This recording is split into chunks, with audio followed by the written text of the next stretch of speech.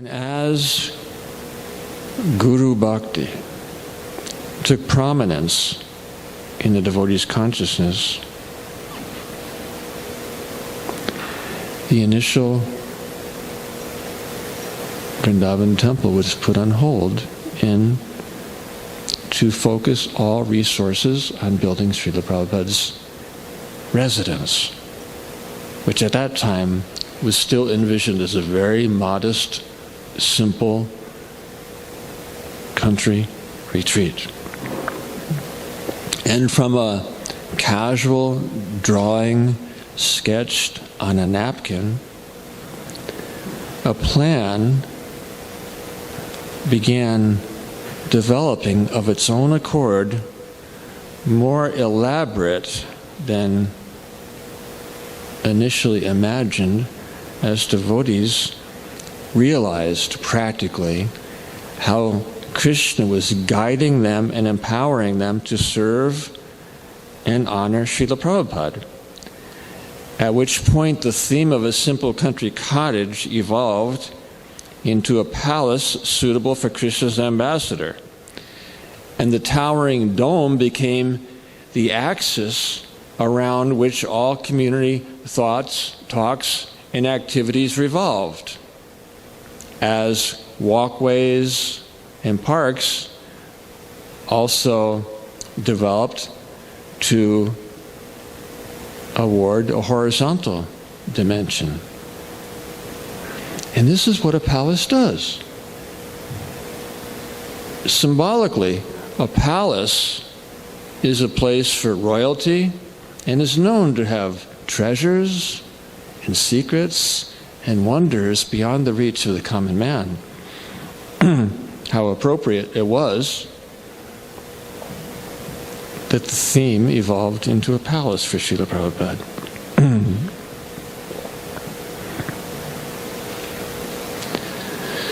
And in 1974, the palace hosted Srila Prabhupada's first visit and commentary. And a main topic, I believe it was the main topic, of Srila Prabhupada's words as he circumambulated the temple, the palace, which was just 4 walls.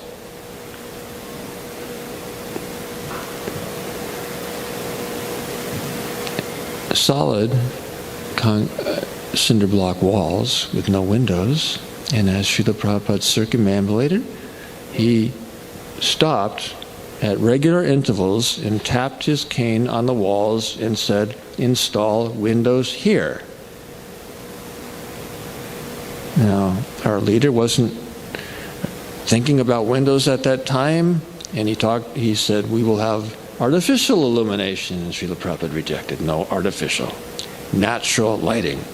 And then he continued, stopped, tapped his cane, and marked where he wanted windows to be installed. Completing his parikrama at the entrance to the inner chambers, now called the temple room, Srila Prabhupada entered, and he stood in the corner, and Bali Mardan Maharaj, who was visiting for the occasion, articulated something that the palace construction crew had been contemplating amongst themselves. He volunteered on our behalf, "This room will be illumined by jewels beset in the columns, just like Krishna's palaces in Dwarka." Some of you, many of you may have heard this pastime, but possibly without the context. At which point, Srila Prabhupada's gaze scanned all the devotees present, and it was mostly the Brijabasis, the palace construction crew. It's very simple. And with his cane, which he moved in the motion of an arch, encompassing all the devotees beneath it, declared with the utmost humility, which granted us entrance into the vision of an Uttama Adhikari, "These devotees are my jewels." That was a very illuminating statement, because we had never seen each other like that. We probably never did since. But it is a standard to strive for, and actually transforms your perception of everything to see the devotees as jewels, and how that will facilitate achieving your darshan with Krishna. Srila Prabhupada's pleasure was very obvious as he was leaving. Somadas and Gostavihari were in the driveway, and Srila Prabhupada stopped and rolled down the window, and he asked them, "You're working here?" And Soma said, "Yes, Srila Prabhupada." Srila Prabhupada said, "Thank you very much," which he often did. He also said something else, which wasn't really obvious what he meant. But in discussing it amongst ourselves, we came to a unanimous conclusion. Srila Prabhupada said to Somadas, there in the driveway outside the palace, in 1974, "Krishna will protect you." What does this have to do with the palace construction? The unanimous consensus of the devotees was that this means that Srila Prabhupada is so pleased by our efforts that we will achieve the special protection from Krishna. Now at that time, New Vrindavan, probably maybe to some degree still today, New Vrindavan was a little bit different than the rest of ISKCON.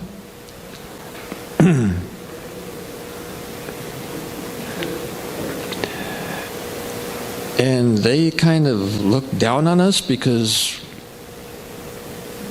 they took Srila Prabhupada's instructions about distributing books as the ultimate. We took Srila Prabhupada's instructions about protecting cows on par with that. But the ISKCON worldwide could not really appreciate, and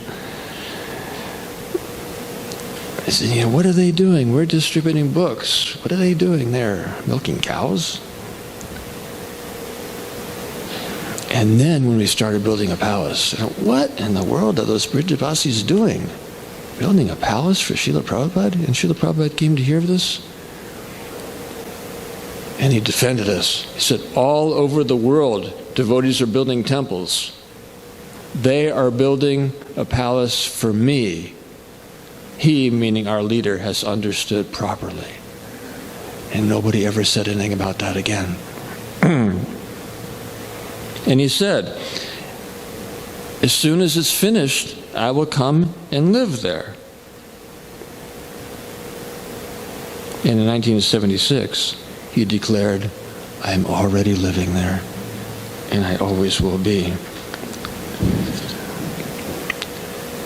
And in 1977, right until the conclusion of his earthly pastimes, Srila Prabhupada repeatedly expressed how significant the palace was to him, and how he desired to gain strength so that he could again visit and live there, which he said would be his greatest pleasure.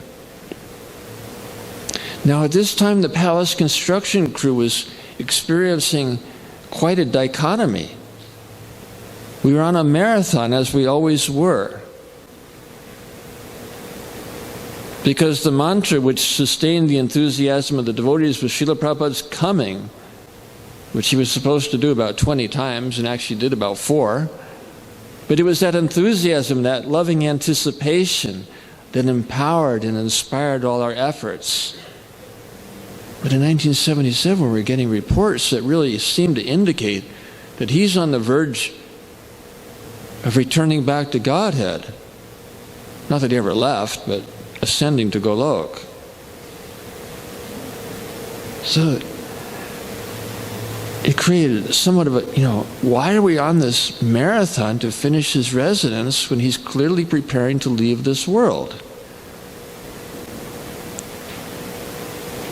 Now this was part of another dichotomy that Srila Prabhupada was like vacillating between,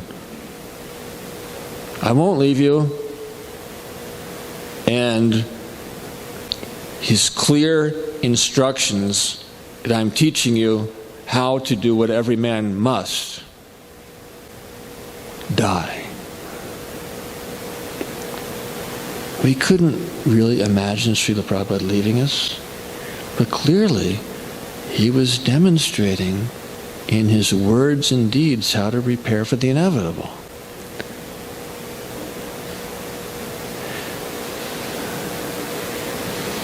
And then he said,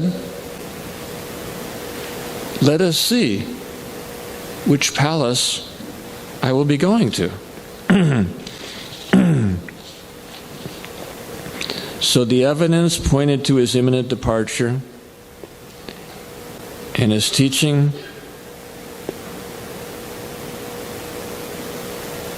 how to live in this world and prepare to die while glorifying Krishna to our last breath.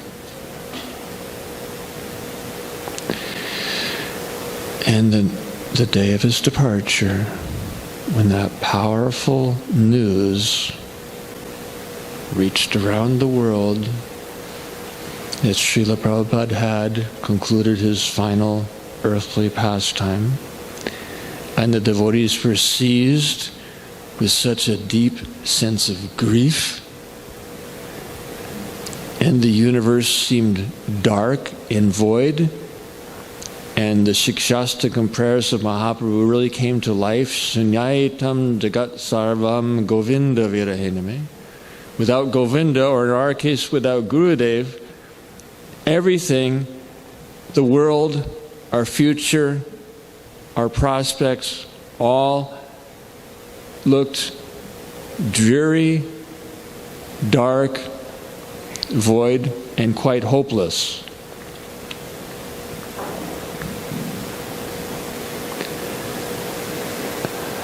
One thing Srila Prabhupada persistently drummed into our hearts was to turn to his instructions.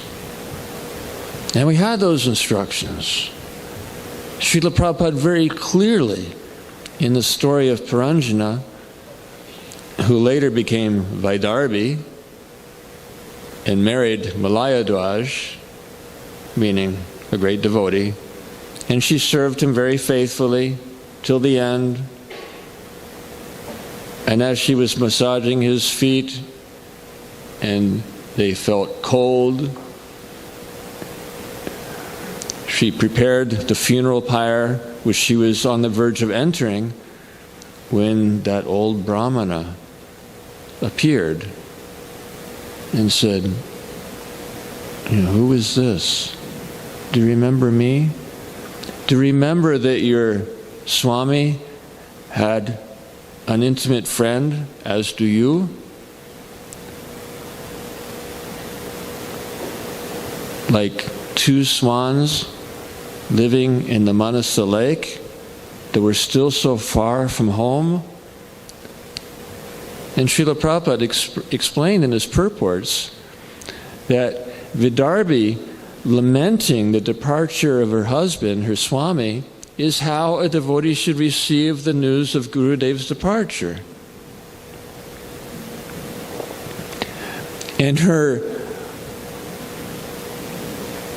entering into the funeral pyre signifies that it's better to die with the departure of Gurudev than to fail to follow his instructions and strive to fulfill his mission. The appearance of the old Brahmana means if you're that sincere, the Supersoul will appear to you in a form appropriate because you're not yet able to see the Lord personally, whereas by following Gurudev's instructions, you're tantamount to seeing the Lord face to face. And Vidarbhi was pacified by the words of the old Brahmana because he's super soul, of whom Gurudev is the manifestation. This is Vani. This is Vipralamba Seva. This is service and separation, which we had heard over and over is the highest ecstasy, which made no sense whatsoever and can't until you actually have some experience and realization that within the pain of separation is the joy of a deeper communion, which is both the basis of community and the impetus for mission, to go and tell. Not only to tell others about how Srila Prabhupada touched our lives, but to hear from them how he has done the same. So,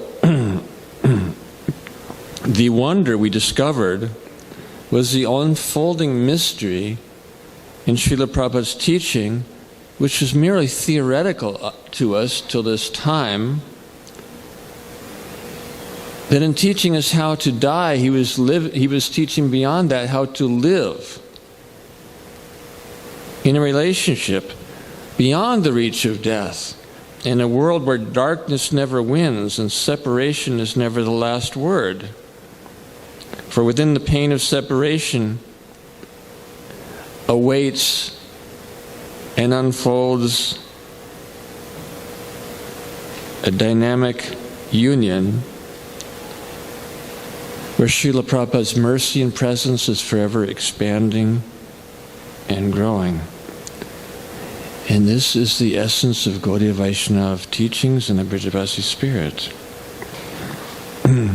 And that ever heightening, eager anticipation that sustained and inspired us that Srila Prabhupada is coming and we would see his pleasure or hear his chastisement. It's all the same because it's all loving reciprocation.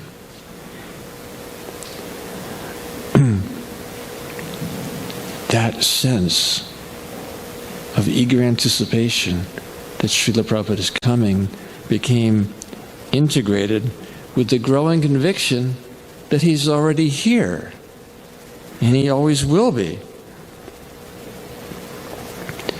And this memory contributes to the experience and relationship extended from his samadhi, whether it be his Bhu Samadhi, Deha Samadhi, in Vrindaban, his Pushpa Samadhi, in Mayapur, or his Smriti Samadhi here in New Vrindavan.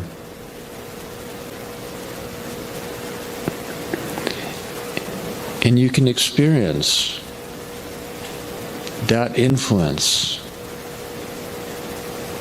of Super Soul continuing Srila Prabhupada's relationship as when you're reading his books and a verse lifts off the page and is imprinted in your heart, indicating that you've been touched by that Guru Vani.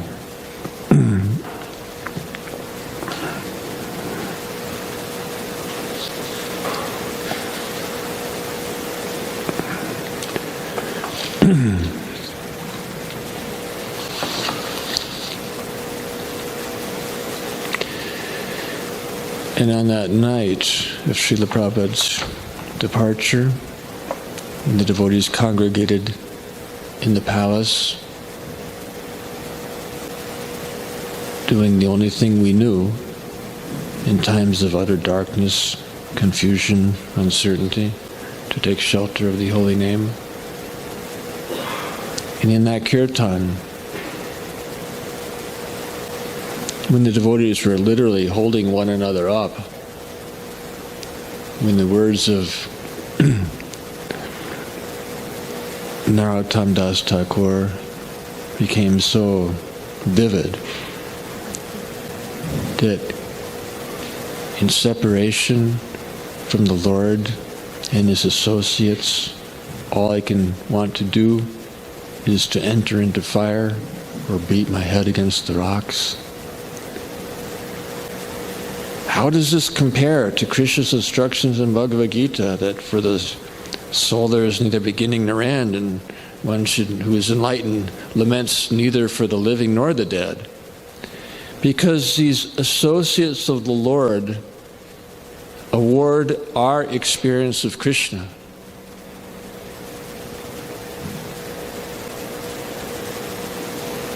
And when they depart, that particular experience seems to be gone.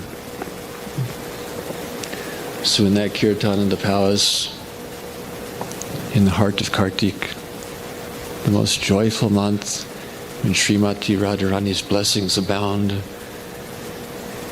and Srila Prabhupada departed this world, singing the invocation prayers, the devotees just literally holding one another up, wanting to go with Srila Prabhupada, unable to imagine how we could go on, until in the depth of the night,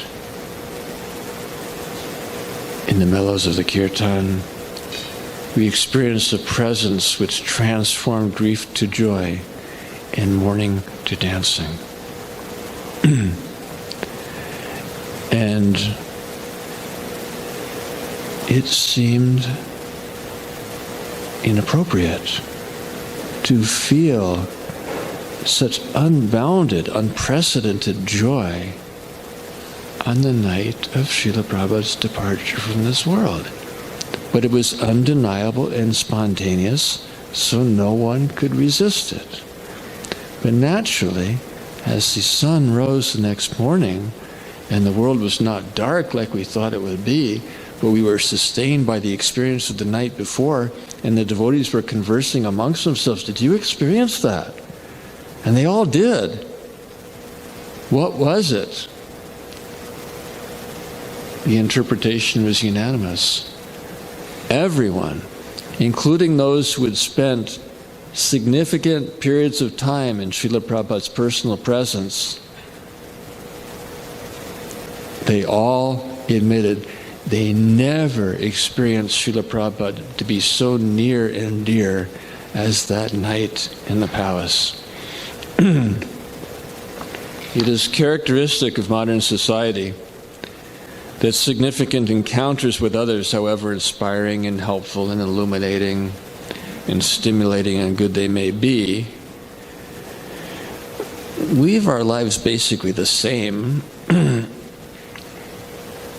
unless we offer an invitation which expresses a desire for a lasting relationship. Unless we can extend that invitation to Srila Prabhupada to enter our innermost feelings and thoughts, which we usually hide, probably even from ourselves, then we will not experience that Guru Vani, which is, in a sense, synonymous with Gauravani.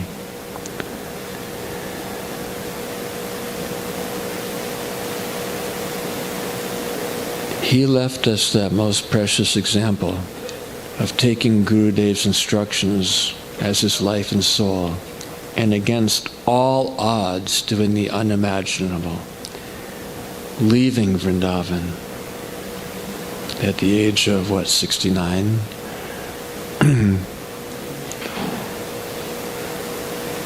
Vrijabasis are fearful even to go to Mathura, because death can come at any time. And here Srila Prabhupada is leaving Vrindavan to go to New York.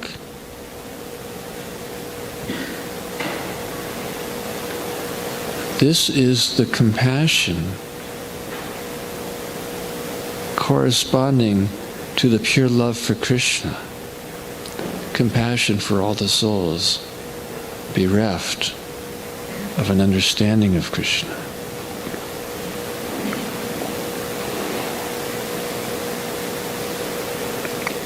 So, communion is the foundation for community, but it doesn't end there. It leads to mission. Go and tell.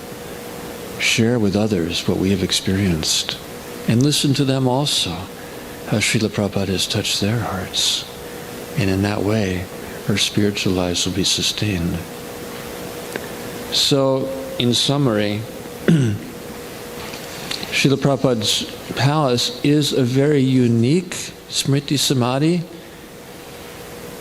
because he personally visited different times during his life and gave personal instructions how he wanted the construction to proceed.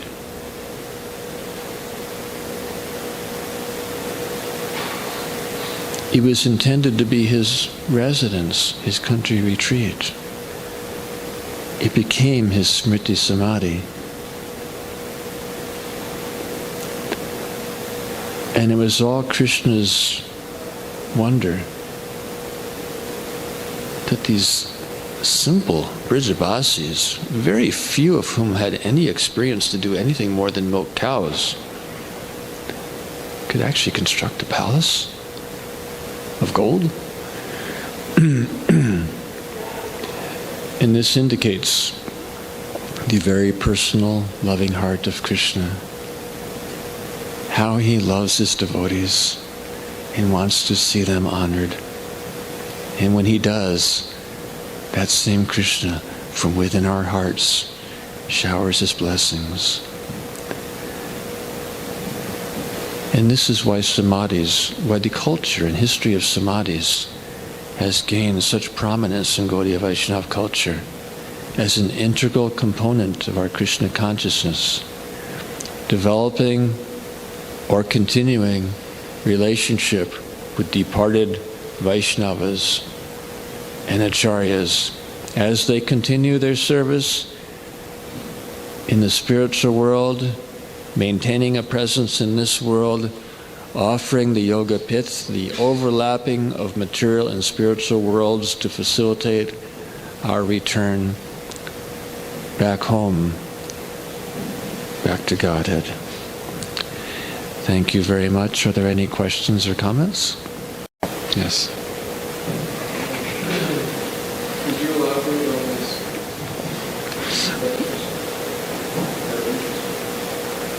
Vani means instructions.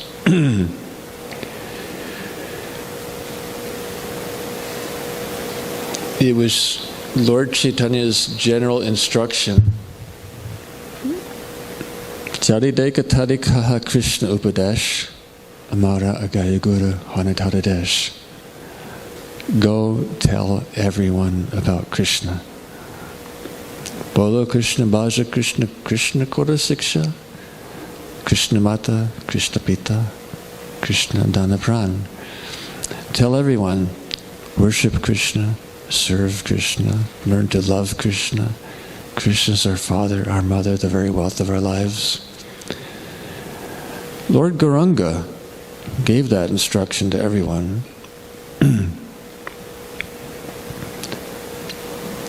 In the parampara,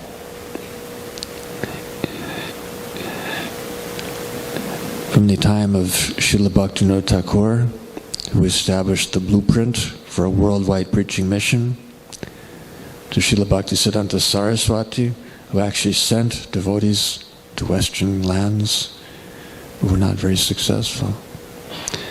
It was Mahaprabhu's both instruction and prediction that the holy name spread to every town and village of the world. During Srila Prabhupada's lifetime, other than a very few, most of even the most visionary Gaudiya Vaishnava acharyas and gurus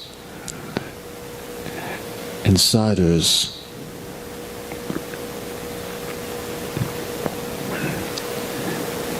Considered that Prithivitayachiyat Nagaradigram Saripat Pachara Habimodanam, the holy name will spread to every town and village, meant every town and village in India. Every town and village of the world. The world is India. And Srila Prabhupada's godbrothers and associates, the holy name can't spread outside India. The world means India. And Srila Prabhupada said, no. So, Gauravani, Lord Gauranga's instructions was to teach everyone about Krishna. His prediction, which was also a form of instruction, that the holy name travel to every town and village of the world.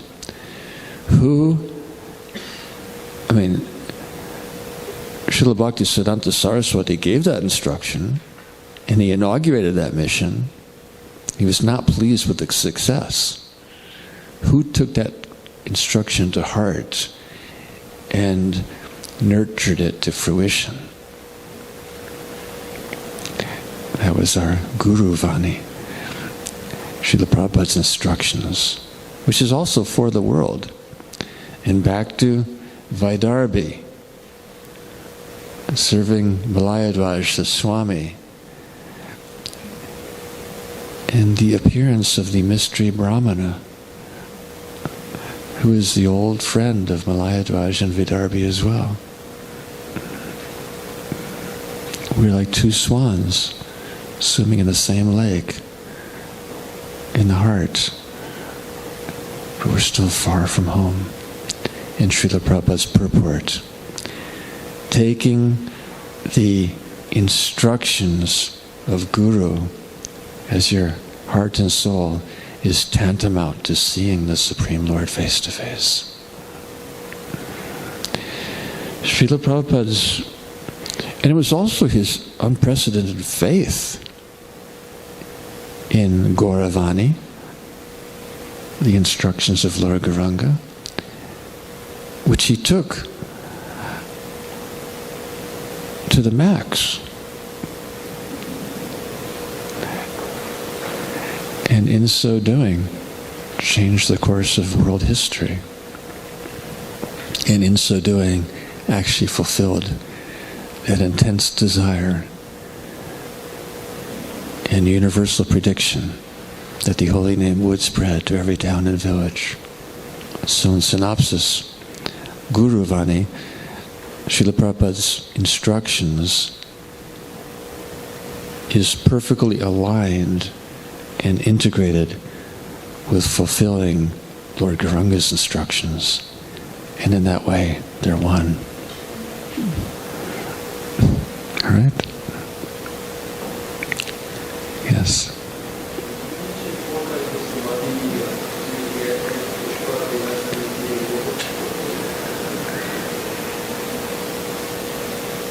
Well, there's basically three.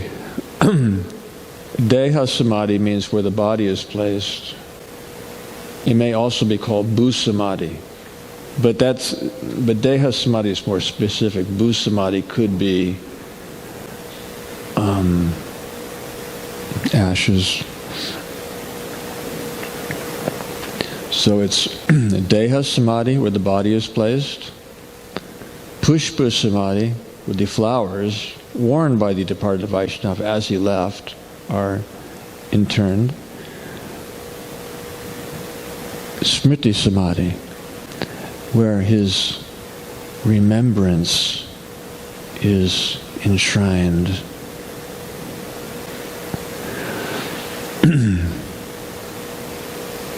Three major categories. Yes. So, if the Smriti Samadhi is wherever his remembrance is enshrined, does that mean that any ISKCON temple basically is a Smriti Samadhi or Yes. It can be any ISKCON temple, it can be any paraphernalia, any residence. And Srila Prabhupada wouldn't necessarily have had to be there, anywhere his instructions or remembrance is preserved and conveyed. But that's more informal and generic.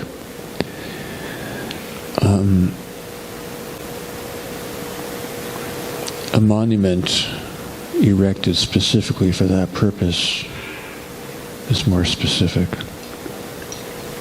And that's what we say, Smriti, it's not limited to a building or a book or a piece of paraphernalia.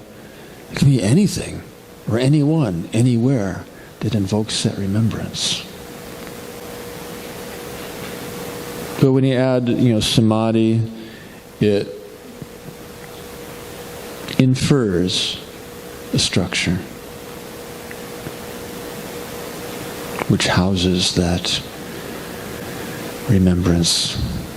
But yes, any ISKCON temple, any residence that Srila Prabhupada ever used, any residence of any devotee that's dedicated to the remembrance of Srila Prabhupada, in a generic sense, can be considered a Smriti Samadhi. And they're all special and unique. I just wanted to share some of the unique specialities of Srila Prabhupada's palace, because anyone who goes for darshan of Srila Prabhupada in the palace experiences his presence is so prominent and vivid there.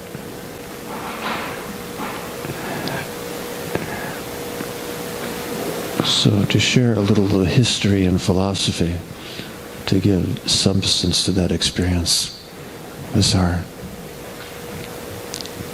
offering. Anything else?